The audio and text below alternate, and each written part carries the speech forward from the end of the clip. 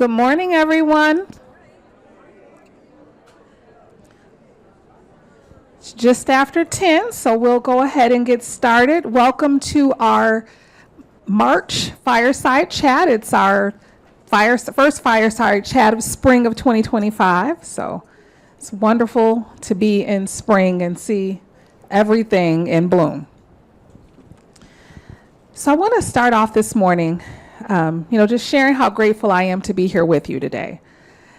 I've been thinking a lot about humanity over the past couple of weeks, just in general, and I've been thinking specifically about the qualities that define our humanity. So I just want to share some of those with you. Honesty, integrity, kindness, empathy, courage, humility, resilience, belonging, community, creativity, curiosity, love, memory, and purpose. And I want to focus a little bit today on creativity. Given that we just had the most magnificent art show, let's give a hand to Marianne and the team and all of the artists that showed at the wonderful art show. Hard to believe, but it's my third art show that I've been exposed to from Horizon House.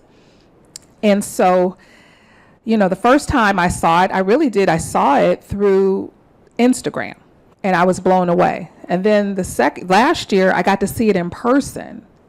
I was blown away. And this year absolutely did not disappoint. And so when I think about what a magnificent art show we have and art in general, art is something that awakens my humanity. Prior to coming to Horizon House, I spent 7 years in one of the most traumatized communities in the country.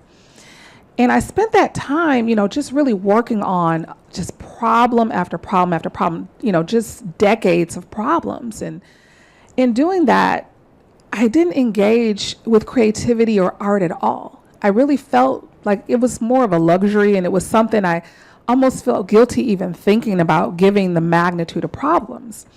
And so it wasn't until I attended an event, kind of begrudgingly so. It was an event at the local art museum, which we had a beautiful, kind of brand new art museum. And I got there and I just was overwhelmed with emotion. And it really tapped into my humanity. And it made me rethink art completely, that it's not a luxury. It's not a luxury at all. It's, about self-expression. It's the thing that really feeds your human spirit.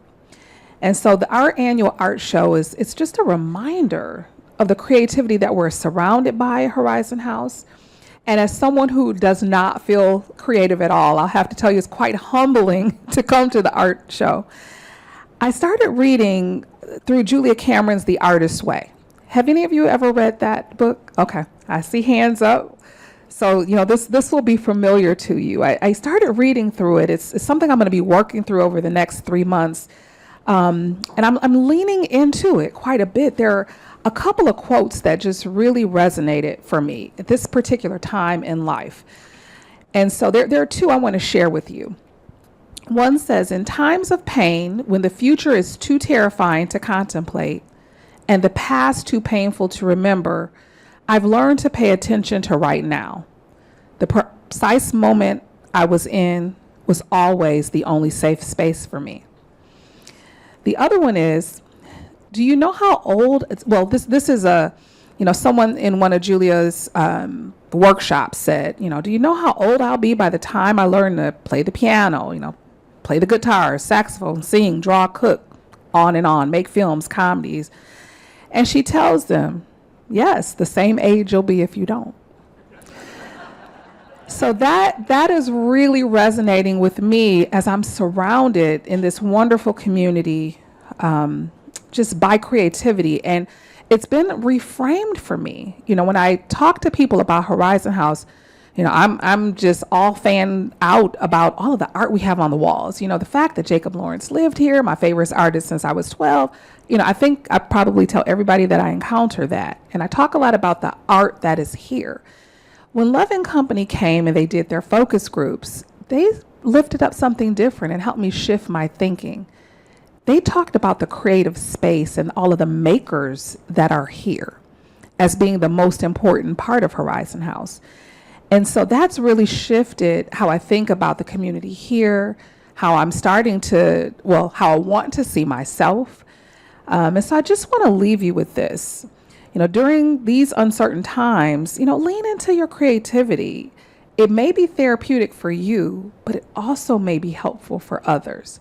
I had a really wonderful conversation with Dick Cole earlier, last week, and he talked about the 60s, and he talked about how important some of the protest music was to other people to help them get through difficult times. And it made me think about this time we're in where, there's a lot of uncertainty. And so lean into your creativity. You just never know what you share with others, how it really might, just help them through some really difficult times. So I wanted to share that this morning. I want to talk a little bit about operational efficiency as well. And so operational efficiency is one of our 2025 priorities at Horizon House. And we're really focused on it because we're growing. And if we can't be efficient with the size of organization we are now, it's going to make it more difficult to manage a larger organization. So we are pretty laser focused. We have a cross-departmental innovation team that's working with a Kaizen consultant named Steve Finney to help us with continuous process improvements. And, we really are committed to this. I've heard from a variety of residents, just a sense of concern around the number of vacant apartments. And so I wanted to address this morning and share with you around our goal of operational efficiency. And there are really two explanations. One of the things is it does take us longer to renovate the apartments that we are getting ready for residents who are transitioning from the West Wing. So we're spending time on that. So it seems like things are vacant, but we're spending time on that. We're working through how to reduce the amount of days between apartments being not occupied. But the other thing is also, I just want to assure people that we have a robust interest list at Horizon House. We really do. There's not a concern that people don't want to move in here and things are truly vacant. It really is around us just getting faster with how we, renovate apartments. It has nothing to do with a difficulty in selling them. So I just wanted to make sure people knew that and they weren't worrying, because I've had people say, there's a lot of vacant apartments on my floor. They are typically sold even before they're finished being redone. We've had some snags this year with fire finals that left apartments vacant for a little longer than usual. Again, we really want our residents who are transitioning out of the West Wing to find homes that feel good for them, and so we're renovating them with extra love and care. But I wanted to be able to share that with you, that we've got two groups working, cross-functionally on operational efficiency. But I'm grateful that people feel comfortable sharing their concerns, and so that we can have the opportunity to address things that people may be concerned with. All right, so I just want to go through the agenda before I turn it over. As always, we have a robust agenda for you. And so we've got our new staff introductions and promotions and milestones that Brenda's going to share with us. Valerie has new residents to introduce us to. And then we're going to hear from our wonderful philanthropy committee. And then we're going to talk about some master project updates with Eli.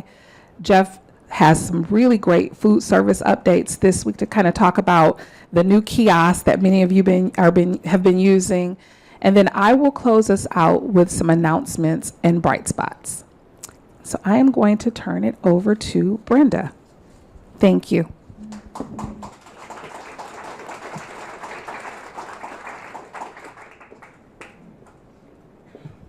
Good morning, everyone, and welcome to spring. It's been some interesting weather with a really sunny day and then some lightning strikes at night, but it's been beautiful. Well, I'm here to share with you our new hires that we've welcomed since our last Fireside chat. So in assisted living, we have welcomed Jacinta as an elder care assistant, Marife as an elder care RN, and Kasim as an elder care RN. We've also welcomed Steve as our new security officer. Chase, if you haven't met him, is actually in the back next to Risa. He is here. If you don't know, Nick had an awesome opportunity, and Horizon House was able to support him to take a little bit of time away to pursue that. So Chase is here, jumped right in to be able to support us. So we're excited to have you, Chase. And then we've also welcomed Greg, who's helping our team temporarily, but it may be something that's more long-term. And in our facilities team, we've welcomed Bonnie as our senior engineer, and in dining, Locke as our dishwasher. So those are our new hires, and then I'm also going to share with you some milestones. So for those of you that are new to Horizon House, we celebrate our staff members for every 5 years of service. So with 5 years, Fred, our security officer, you may or may not see him. He works overnight, but he's been with us for 5 years. Dennis Aledo from facilities, 5 years as well. And Jeff in the back, near the piano, 5 years as well.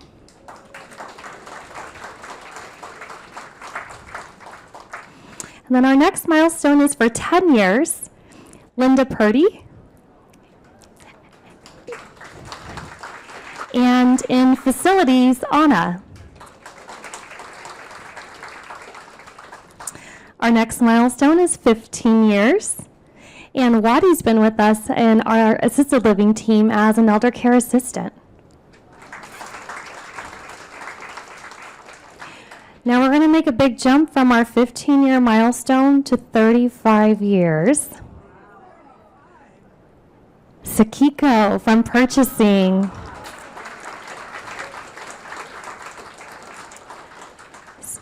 So we're really excited to share with you especially the tenure that our staff members have here with Horizon House. I probably say this every Fireside chat, but it's because my thought on this has not changed. Times are changing and people don't stay as long with organizations, so it's always really exciting to see how long people continue to stay here for the very different reasons, working with each of you, and it's just a satisfying work environment, so thank you.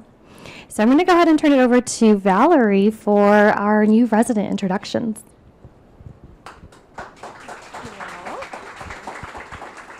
Good morning. Yes, I am working really hard to bring in new residents, and we have 3 of our newer residents to introduce to you today.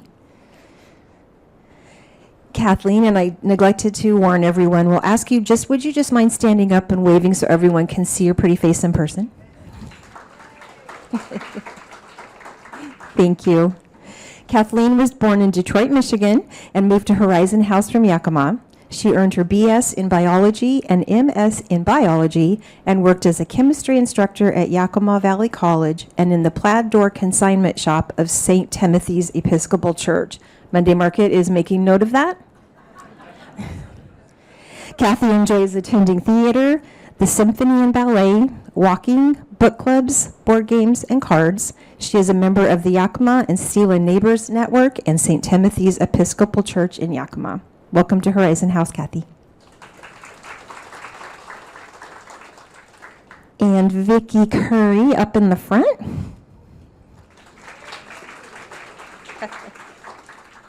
Sounds like she's already met her neighbors. Vicki was born in Seattle and had lived in 18 different places, both in the States and abroad, before she was 18 years old due to her dad's job. She earned an economics degree from Western Washington University and her Master of Social Work from the University of Washington and worked as a social worker.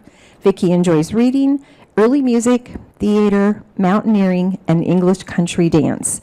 Welcome to Horizon House, Vicki, and that is my bad. It's Vicki with an I. Sorry.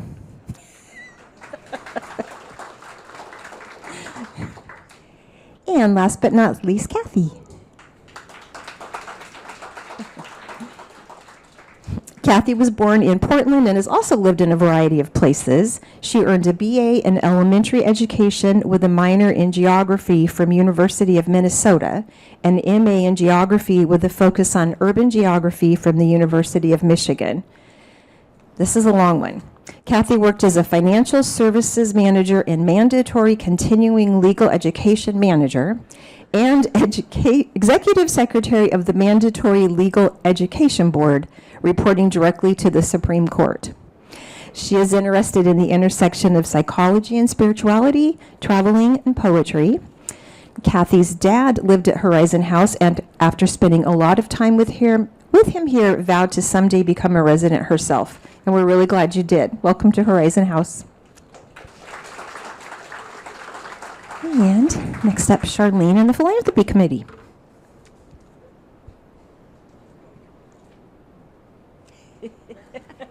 Thank you.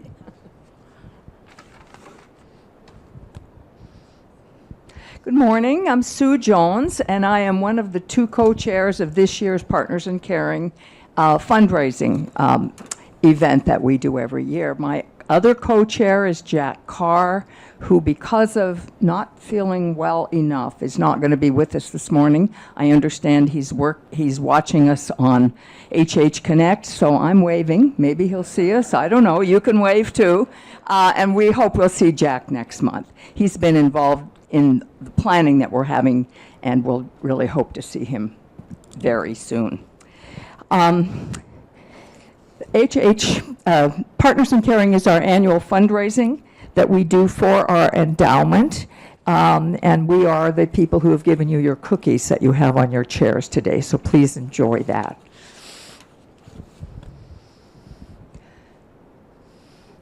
The endowment that we have is a long-term endowment that is stable and permanent financing of programs that we want to do that are not part of the Horizon House budget.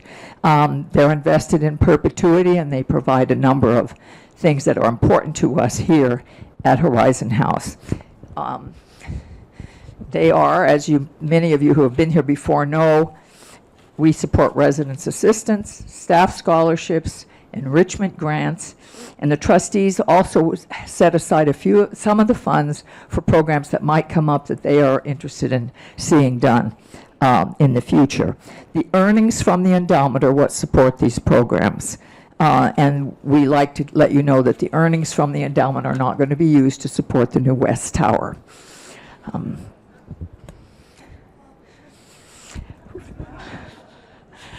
Residence assistance is a program that many of us hold very dear. This is the program that provides funds for our neighbors and friends who, through no fault of their own, have run out of resources to support their time here at Horizon House. This fund provides that money for them to stay here at Horizon House. We have never asked anyone to leave for lack of resources. They are the people that we know. They're the people that we've had lunch and dinner and been on committees with. And I have known some friends who have taken advantage of this. It is, however, confidential. We do not know who they are currently. My friends are all not here anymore. But it's a program that is dear to the hearts of many of us. And it is the generosity of all of you that make possible this program, and we're so grateful for it.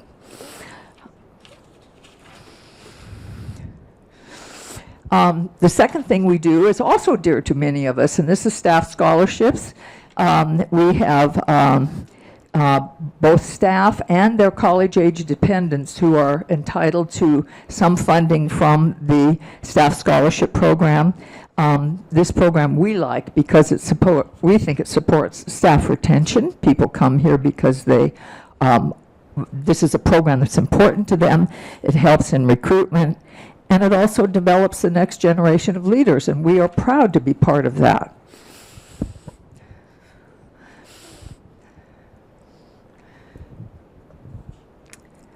Last year, we provided $143,000 in funds. Why didn't that come through? Oh, okay. I'm so techie.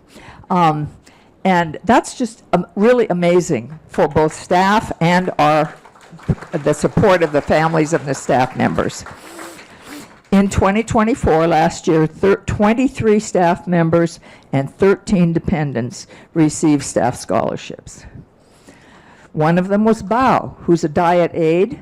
Her son is studying business at the University of Washington, and the other another son, computer science at the U of W. Wong is a dishwasher. Her son is receiving a BA in computer science at Washington State University. Alma, a housekeeper that many of us know, her son is taking a computer game design program, and last year her daughter received funds for an ESL teaching program. Many of us know Emily, who's been a big help for communications for all of us. She's part of a Leading Age Leadership Institute, a professional development training focused on the senior living industry, and we know how good Emily is in helping us seniors with the complicated technological and communications events that seem to come up all the time for those of us who don't feel them in our osmosis like younger people do. And finally, Brian is an exercise specialist that we all know. He's around a lot. He's enrolled in a graphic design program through UC Berkeley. He's also getting training in specialized training to certify in a particular yoga format. And we are just thrilled to be able to help these people and to develop new leaders and to do the kind of support that all of you are happy with. Ruth Ann now is going to talk about enrichment grants. Thank you. Thank you, Sue. We're so happy to have Sue on board with Partners in Caring. And good morning. My name is Ruth Ann, and I'm so happy to talk about enrichment grants today. These projects fall outside of general operating budget and should be thought of as an enrichment and not a need of Horizon House. The Fiber Arts Showcase, there were a couple of wonderful enrichment grants. Enrichment grants paid for the artist, Megan Prince, to be here for 2 days, and paid for the closing reception. We have a deadline coming up. It's spring. April 21st is our next deadline, so please reach out if you have an idea. So we'll go through a couple of recent projects. This is a button maker for assisted living. A performance for the gospel choir. Chamber Music Festival. These were live streamed, and I've heard this very popular. It was a full house, I've heard. The Lego therapy program in assisted living was paid for through enrichment grants. And the ballet bars were paid for through enrichment grants. And also for the ballet bars, there will be a music accompaniment for dance classes, and that's also an enrichment grant. So they're really special things that add a lot of value to the resident and life here. And now I'll bring up Charlene.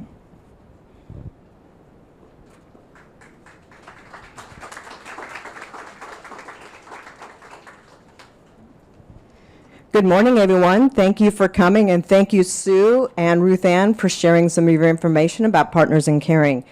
I want to thank all of you for coming to listen to Partners in Caring 101. So you're going to learn it all here.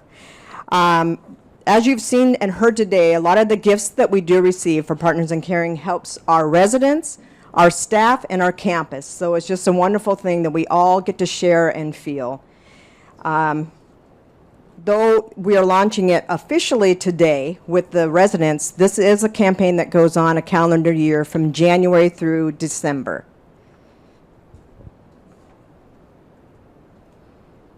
I'm happy to share that as of today, we have received over $75,000, and these are from the groups listed here.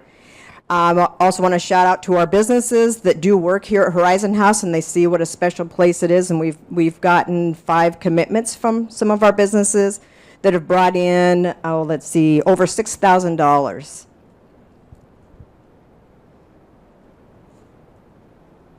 Our goal again this year is $500,000. We were able to make over $500,000 last year, so we think this is an obtainable goal. And we hope that you will make a gift this year. Anywhere between $25 to $25,000 is very impactful for this community. So we hope that you're able to participate. And if you have any questions, please don't hesitate to come and talk with us. In fact, we will be outside today out in the Fireside Lounge to help answer any questions that you might have, comments, advice. We'd appreciate it. Yesterday, we distributed in all of the boxes a pink envelope that has information, has our brochure and a letter from our co-chairs. Again, that's Sue and Jack. And Jack, I got to give you another big wave. You said you were going to be watching today. Fantastic, and we're looking forward to working with them. And here's a shout out to our behind-the-scenes volunteers. We have our philanthropy committee. Anybody here from the philanthropy committee? Just raise your hand. And our enrichment grant committees, and the folks that are listed there in italics are our residents here. Coming up, save the date. We have a happy hour on Monday, April 7th, out here in the Fireside Lounge, so hopefully you can make it. Everyone is invited. And we also have a staff scholarship recipient celebration that'll happen in June. It's like a little graduation.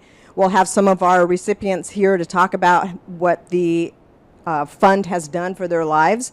And it's just a fun time, and have some cake and get to know each other more. Ice Cream Social, it's a favorite event that happens in July 1st, and that'll be in the Parkview Lounge and Terrace. So everyone is welcome to attend that. And that's all I have. I'm going to welcome up Eli.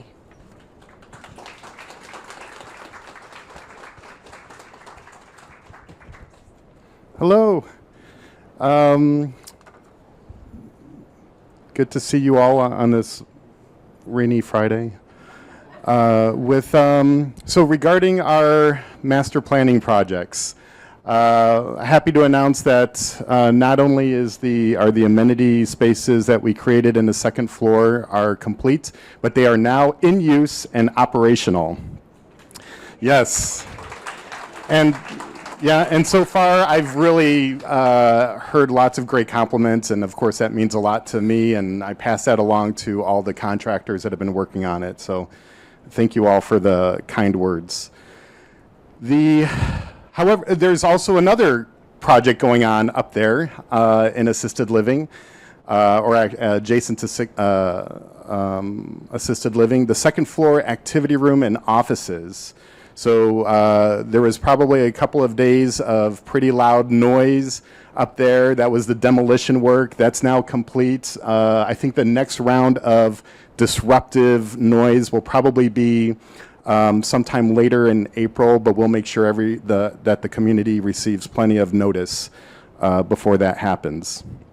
And what this project is it's bringing better offices for the assisted living staff so that residents can make better sense of how to navigate to somebody's office instead of, blind hallways and finding out where where they need to meet with staff. It'll be much more welcoming. And then there'll also be a proper break room for frontline staff. That's one of the asks that we've been receiving over the years. And then also we plan on moving the executive offices up to the second floor so that the current executive row can be remodeled in 2026 for the University Cafe project. And also in 2025, we plan on the dining room exit hallway, and that will consist of, creating a pathway from the dining room through where philanthropy's offices are, accounting. Both accounting and philanthropy will need to relocate during that time. And then we've got future projects coming up. Again, 2026 is the University Cafe project. 27, we'll be doing that dining room refresh. And then way out in the future, we'll refresh the main lobby. Okay, the real thing I want to announce is that coming this Monday, Brian Holtz and I will be presenting the West Wing transition activity. So as we decommission the West Wing for the sake of the West Tower expansion project, we will, Brian Holtz will go into detail about how we plan on relocating the parking and the storage and, you know, some operations. So that's definitely a meeting to attend. It is at 3 p.m. on Monday, where we're currently here in Anderson Hall. And also, on the same day, around 10:30, around 11 a.m., I'll be walking through Freeway Park with Council Member Kettle from the City Council, from the Seattle City Council, along with some other representatives of nearby properties, such as Union Square, the Convention Center, Town Hall, and obviously the thing that I would like to communicate to Councilmember Kettle is that our residents here at Horizon House, we use the park, and you know, we have concerns about the park. I mean, I can't remember the last time that those fountains worked, for instance, you know, and plus just the sense of safety. So if any resident would like to, around 10:30 to 11:30, just occupy the park so that council member, you know, just use the park like you normally would, but coincidentally at that time, Councilmember Kettle can see that, oh, yes, residents, you know, older residents of Horizon House really do use this park. And we've got, you know, actual people in mind when we want to make it safe and have the fountains working. So, and anyways, that's Monday, 10:30 a.m. to around 11:30 a.m. All right, and I think that's it for me.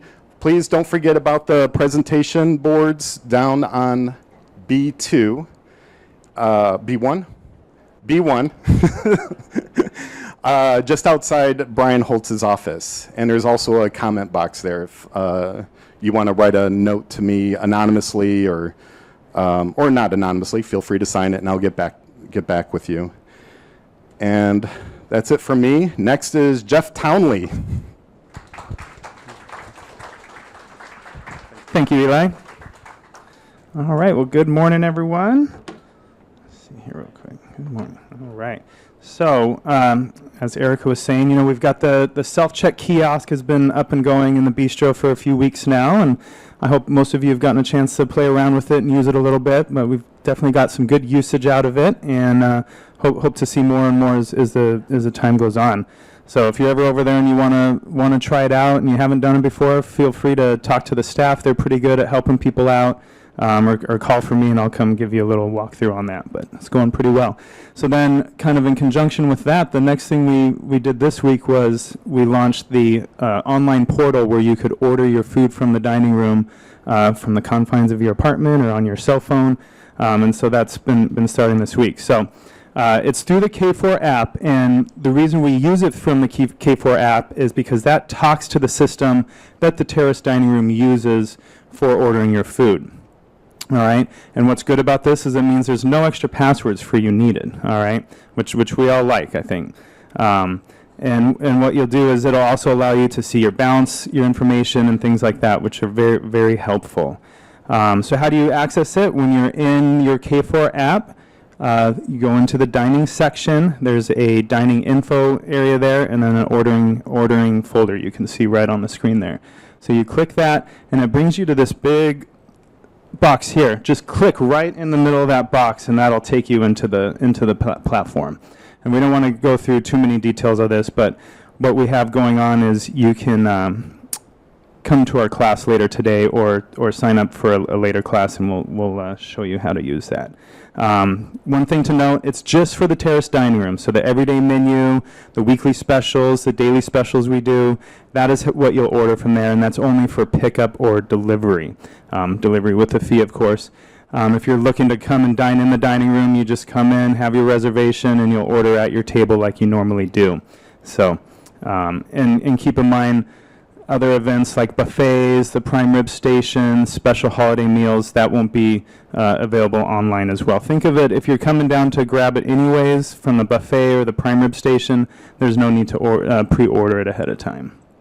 And then, like I was saying, if you want to learn more, today we have a class at 2 o'clock, and there's still some openings in that class, so please contact Emily, and we can get you into that class at 2 o'clock, and we'll go through the whole process and show you how to access it and how to order food. It's definitely key if you are coming to that class. Bring your laptop, bring your tablet, bring the device you're going to be using to order off of, so we can kind of go through the exercises together on that. And then if you can't attend today, come attend one of Emily's classes in the future where she does her K4 app classes.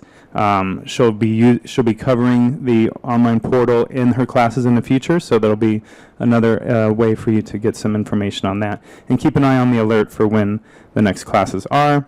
And then you can always reach out to me as well if you want a little one-on-one help with that. You can bring your computer or tablet down to the desk, and I can help you go through that as well. So we want to be helpful for you. Just reach out to us if you need some extra help with that. And keep in mind, too, you don't have to use it. You can still call the bistro. You can still come down to the bistro and order the way you always have. These are just some extra tools for us to use. One more thing I wanted to say before we move on to Erica. The next event we got coming up around the corner is the Easter brunch. So that's going to be on April 20th. We're going to do reservation sign-ups on April 1st, and that's going to be Tuesday at 2 o'clock right outside the dining room. If you can't attend at that time, shoot me an email and we'll get you a spot on Easter brunch. There'll be 2 seatings like we normally do. It'll be 10:30 and 12:30 for the seatings. And look for the menu in this week's packet so you can get a sneak peek on what we'll be serving that day. So that's all I got, and I'd like to bring back up Erica. Thank you.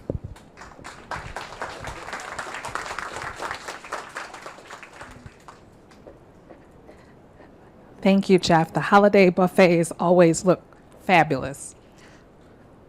All right. We've got some announcements. Want to give you an update on the West Tower. Excited to say that number is not correct. As of today, we are at 79 reservation deposits, and we are on this fast-paced journey to being halfway to our building being filled up by the end of June. So we're working through it. We've got a lot of great events coming up. We had a wonderful event in Bellevue, on Bainbridge. I'm actually going to have lunch with a depositor today at Trilogy in Redmond to have some events out there. We have a lot of fun things planned over the next couple of months, a lot of smaller events. There we had a really nice turnout at the Fiber Arts Show. We had about 19 depositors who came and had a chance to experience it. Thank you so much. Residents were so gracious to the new people who came here, talking to them, showing them other art here. We're continuously building community. Wanted to remind people we do have a reservation deposit thermometer poster in the mailroom that we keep updated. And, we are on our way. And thank you to everyone who has just continued to support us. The sales and marketing department, they have been having these inside scoop meetings. I have to report today is canceled, but for a very good reason. Don's first grandchild, which is a granddaughter, was born last night, and so he flew to California today to be able to meet his new granddaughter. So it was canceled for today, but they will have one on April 4th from 1 to 2 in the Sky Lounge. To just learn more, this was in response to residents saying, I don't know the sales team. And it's important for our sales team to know you, so that as we have new people coming in who want to really understand Horizon House, they can do a bit of matchmaking so that people can talk to people who have similar interests or similar backgrounds. So this is just a good opportunity to get to know what's going on in sales and to really just build relationships with the team. Want to tell you, it seems like, COVID is, it crops up and down. It's been a little quiet lately. I should knock on wood. I should not have said that.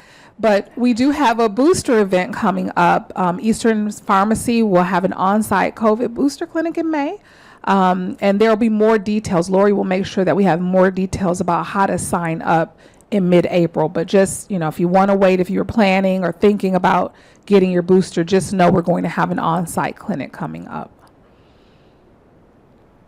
And Facility Fridays, they're the monthly after the Fireside chat. I see Mark in the back. Mark is already here, and so today we're going to be talking about Xfinity or Comcast cable boxes and remotes. So please stick around if you'd like to have some discussion and have comments or questions about Xfinity. We've got some bright spots. Ruthann already talked about the Lego therapy, which is an enrichment grant, and so you get to see some wonderful pictures from that. We've got a lot of fun things going up, and I feel like we've already kind of talked about our bright spots because Eli shared the assisted living dining reopening. If you haven't had a chance to go up there, please get a chance and do a tour and see it. It's so beautiful. It really is. Beautiful views, just a beautiful dining experience. It was a long time coming, but residents are happy. I see some residents from assisted living here right now, and Donna, he has a thumb up. I agree. It's so beautiful. So if you haven't had a chance to go walk through, please see it. There's some flooring and new paint, and so it looks bigger, brighter, really open. Just a real nice job done. And we have quite a bit of time for question and answers. So I'm going to ask if we've got some extra microphones to take them around, and we have time. So please share your burning questions or comments.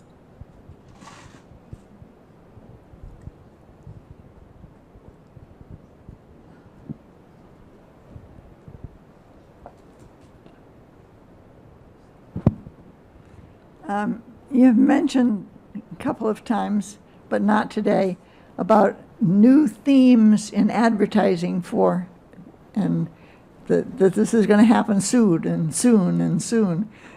Can you give us any idea of what themes people are talking? This is Love and Company, or they're advertising people, and anything more about what they're going to be advertising about us? Yes, so I had hoped to have a confirmation on a date where Love and Company was going to come and present the new brand expression.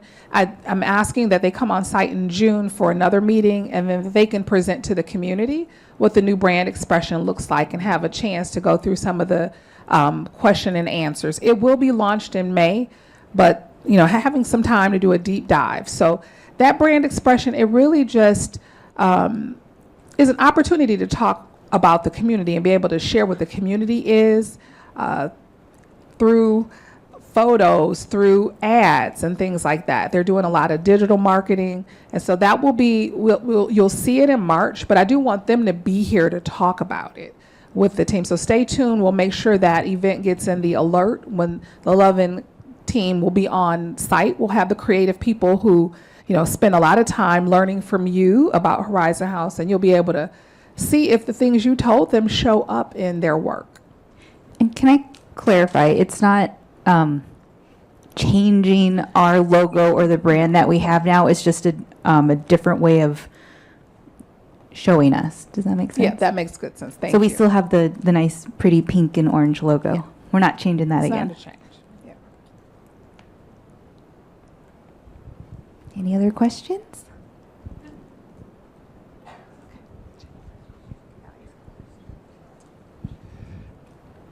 I've raised this question before, and with you personally, we're not going to have a patio for over 2 years.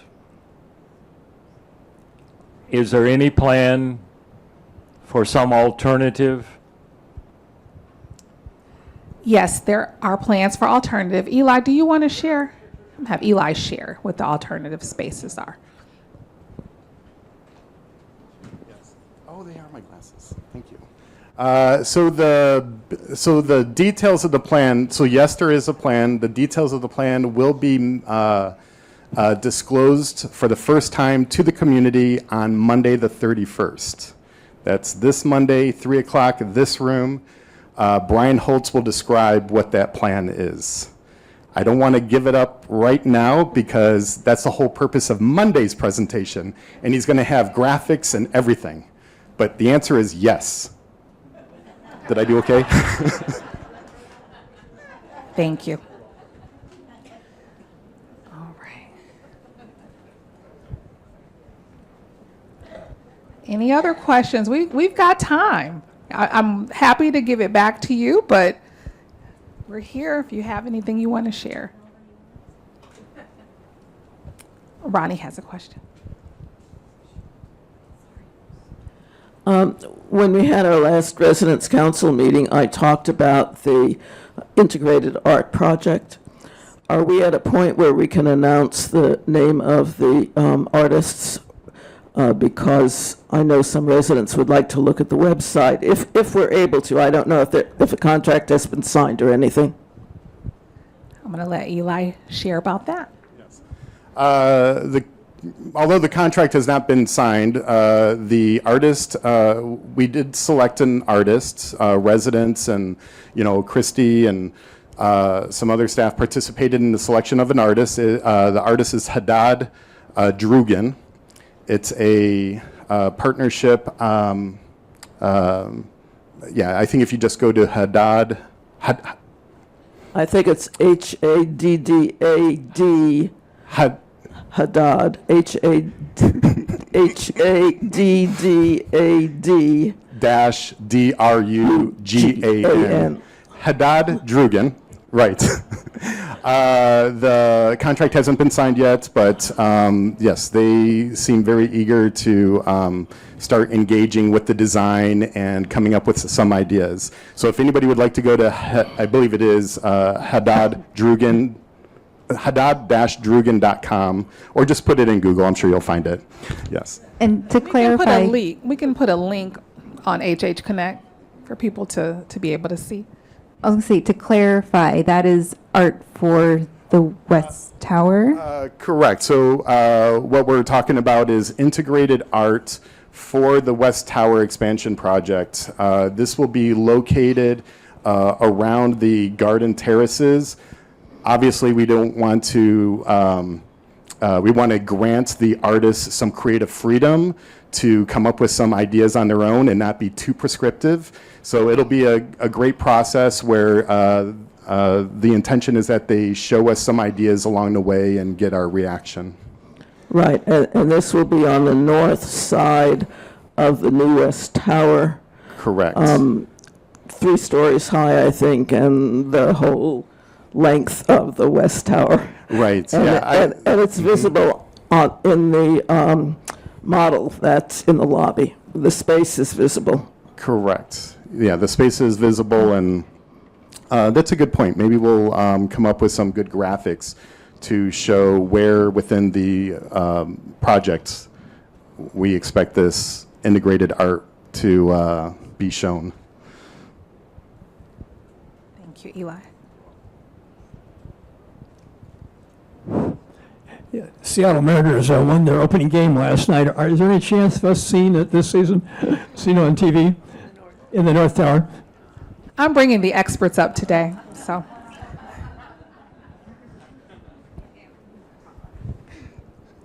Mark will be talking about it with his Facility Fridays. However, Xfinity has been working in the building, and we are almost done with the Central and East Tower of providing the new cable boxes, so Mark will go over this. But North Tower is mid-April because there's some infrastructure work that they need to do in that area, so appreciate your patience. If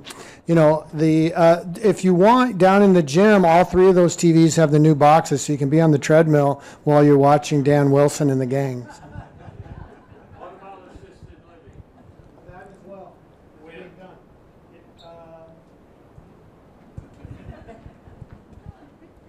If assisted living is in the North Tower, it would be on the same schedule. We believe Central and East Tower has already been accomplished. So again, it's by the tower. Central and East Tower and assisted living should have their boxes, and North Tower will be on the same schedule because it's really the infrastructure from floors 5 down that are impacted, and there may be intermittent outages as they're making those connections. There's also an app for those of us cord cutters for $20 a month, if that would hold you over. And that's provided if you have a smart TV where you can stream. All right. Any other questions? Comments? All right, well, I am going to give everyone 9 minutes back in their day. Time is a gift. But thank you so much for coming to the Fireside Chat this month. Thank you.